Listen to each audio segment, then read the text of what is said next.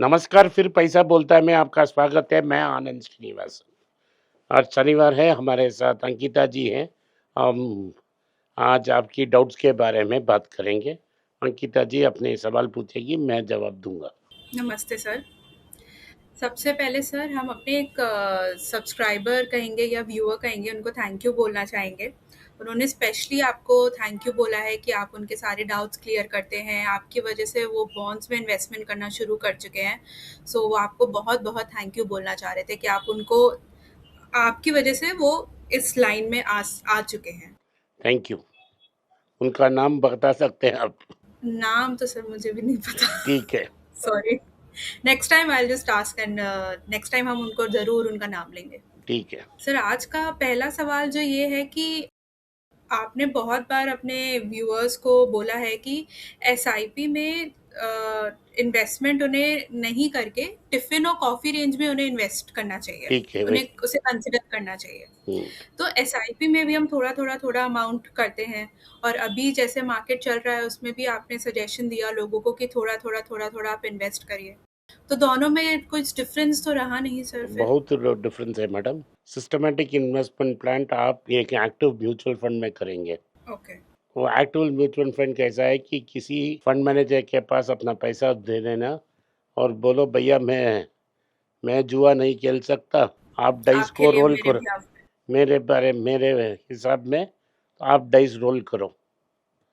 तो आपको पता नहीं कि आपकी फंड को कौन मैनेज कर रहा है, कौन डिसीजन कर रहा है, क्या उसके पास काबिलियत है, ये सब आपको पता नहीं।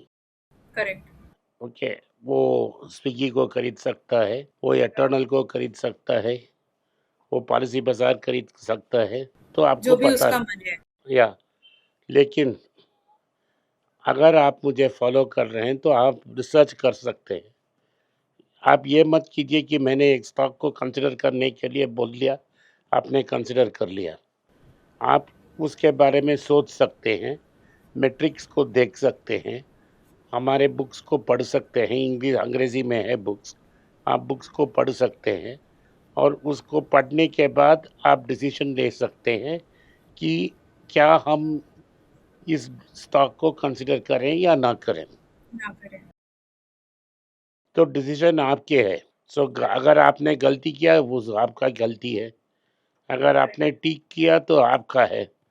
तो जिम्मेदारी आप ले रहे हैं। सिस्टमैटिक इन्वेस्टमेंट प्लान आप डर के मारे जिम्मेदारी को किसी और को दे रहे हैं।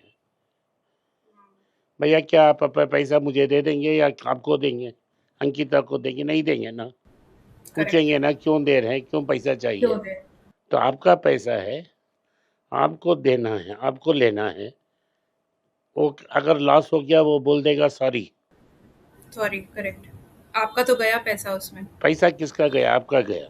तो आप सोच सकते हैं, अपना दिमाग यूज करके आप सोचिए कि क्या मैं ठीक कर रहा हूँ। कि ये मत सोचिए कि आनंद श्रीनिवासन ने कहा, अंकिता ने कहा तो मैंने कर दिया। हुँ, हम आपको सोचने के लिए प्रवोक कर रहे हैं। करेक्ट, आप सोचो, पीई क्या है, क्या कंपनी प्रॉफिट्स में है, क्या उसमें डेट क्या है, कर्ज क्या है, उसका कस्टमर्स क्या है, वो किस बिजनेस सेगमेंट में कर रहा है, इसका फर्स्ट ऑर्डर इफेक्ट क्या होगा, सेकंड ऑर्डर इफेक्ट क्या होगा। क्या मैं 2-3 न्यूज़पेपर आर्टिकल्स पढ़ूंगा और देखूंगा कि प्राइस कैसे मूवमेंट हो रहा है। प्रमोटर के करेक्ट, बारे में रिसर्च करूंगा कि ये प्रमोटर ठीक है कि नहीं है। ये सब देखेंगे ना कि अगर प्रमोटर फ्रॉड है तो आपका पैसा गया। करेक्ट। तो टिफिन कॉफ़ी रेंज में अगर आप स्टॉक्स को इन्वेस्ट कर रहे हैं तो आपके कंट्रोल आपके हाथ में है। हुँ, और जो आप लॉस बेयर कर सकते हैं उतना ही पैसा डाल रहे हैं। आप ब्लाइंडली 1 लाख 2 लाख नहीं डाल रहे हैं। करेक्ट, और हर कि मैंने कभी भी नहीं कहा कि आप ट्रेड करें। ट्रेड कर ट्रेड आपके लिए नहीं है, बहुत एक्सपीरियंस प्लेयर्स के लिए है। ये ऐसा चाकू को यूज़ करने का है। चाकू से अपना हाथ भी काट सकती है, फल भी काट सकते हैं। डिसीजन आपको लेना है कि आप फल को काटेंगे या हाथ को काटेंगे। तो सर इसका मतलब कि अगर हमें एक्टिव फंड से दूर रहना चाहिए, तो मतलब कि स्टॉक मार्केट से भी दूर रहना चाहिए? नहीं, हर आदमी द ग्रेट वॉरेन बफेट को इंक्लूड करके अगर उसने 10 स्टॉक में इन्वेस्ट किया, 6 या 7 स्टॉक में प्रॉफिट हो सकता है, 3-4 स्टॉक्स में लॉस हो सकती है। लेकिन 6 स्टॉक्स में इतना पैसा बनेगा कि जो आपने 3-4 स्टॉक्स में लॉस होता है, उसे कवर होके और ज़्यादा प्रॉफिट बन जाएगा। लेकिन आपका दिमाग ऐसा वायर्ड है कि आप सिर्फ अपना लॉस के बारे में सोचोगे हाँ, और प्रॉफिट को एब्सोल्युटली भूल ट्रू। दोगे। आपको खुशी नहीं होगा कि मैंने प्रॉफिट बनाया, लेकिन आपने 10 रुपया गवा दिया उसके बारे में सोचेंगे। तो अगर आप रिस्की नहीं लेना चाहते हैं, तो सिर्फ बॉन्ड्स में पैसा डाल के वेट करें। ओके। स्टॉक मार्केट में रिस्क है, भगवान भी बचा नहीं सकता। 10 में 3-4 स्टॉक नीचे आएगा। टीसीएस सबसे बड़ा कंपनी है, टाटा का कंपनी है, लगभग 50% गिर गया है। इन्फोसिस एक बड़ा कंपनी 33 साल में इतना गिरा नहीं है जितना इस साल में गिरा है, राइट?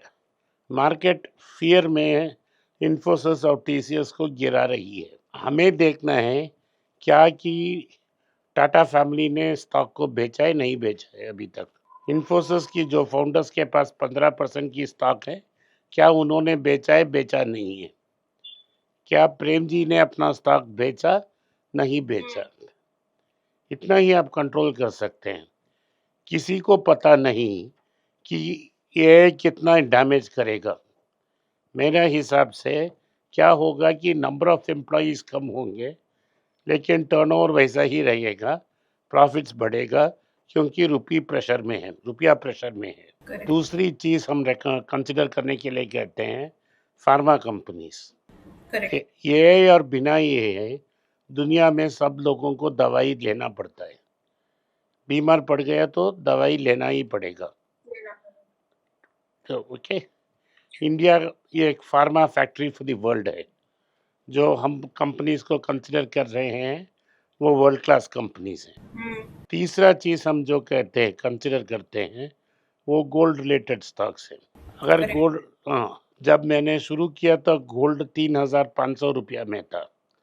मैंने कहा 10,000 जाएगा, अब 15,000 के आसपास है। 6-7 महीने के लिए गिर सकता है, उसके बाद ऊपर जाएगा और 5-6 साल में 25,000 तक चला जाएगा। तो इसका मतलब ये नहीं है कि गोल्ड का ग्राम बढ़ेगा नहीं। मेरे पास एक बिल है, द ईयर 1973 मार्च का बिल है। मैं 5 साल का बच्चा था। मैं 5 साल 54 साल पहले कि मैंने घर में किसी ने 27 ग्राम का एक चेन खरीदा।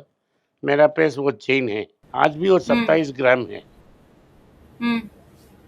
और लगभग बिल है 554 रुपीस। लेकिन ये 27 ग्राम आज लगभग 4 लाख के होगा। रुपया का दाम कम हो गया मैडम।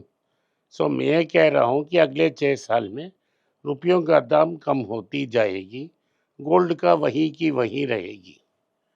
तो इसीलिए हम कहते हैं गोल्ड रिलेटेड स्टॉक्स, जो कंज्यूमर फेसिंग स्टॉक्स जैसे आईटीसी, जो ईवी में अच्छा करेगा, टाटा पैटर passenger vehicle, Tata motor commercial, इन जैसे बड़े कंपनियों में छोटा छोटा इन्वेस्टमेंट करके हम वेट कर सकते हैं तो 10 साल में बहुत अच्छा लाभ मिलेगा।